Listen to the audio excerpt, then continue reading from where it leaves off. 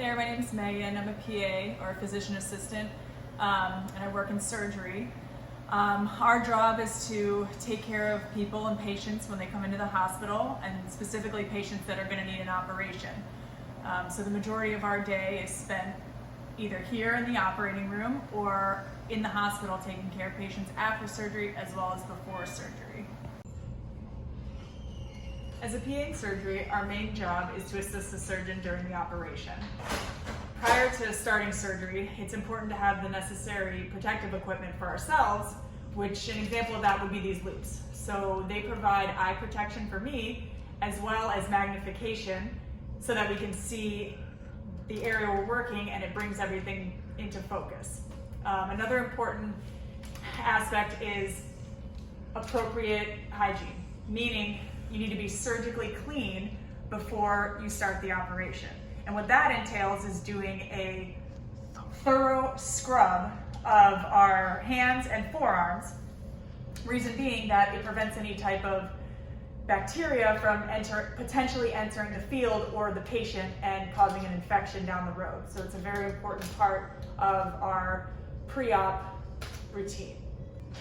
In order to do a thorough scrub before surgery, we typically use these chlorhexidine soap and brush combinations. And you should scrub for a full 5 minutes before going into the OR. Turn the water on.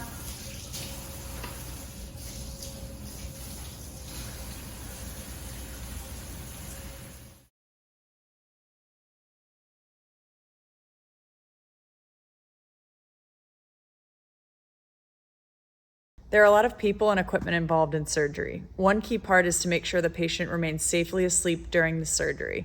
This is called anesthesia, and these are some machines that help monitor their status throughout. In addition to those machines, we use a lot of other tools during surgery too. There are tubes, scissors, knives, saws, clamps, towels, sponges, and a lot more. But all of them have to be completely germ-free or sterile so they don't cause infections.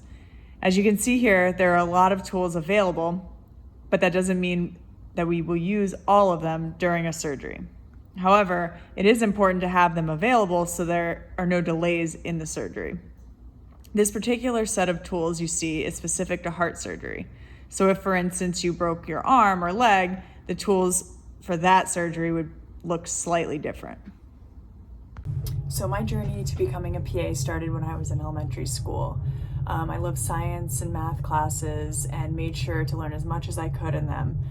I earned good grades and enjoyed what I was learning so much that I decided to continue my education and went to the University of Florida, where I studied and majored in biology, which meant I studied living things, like people.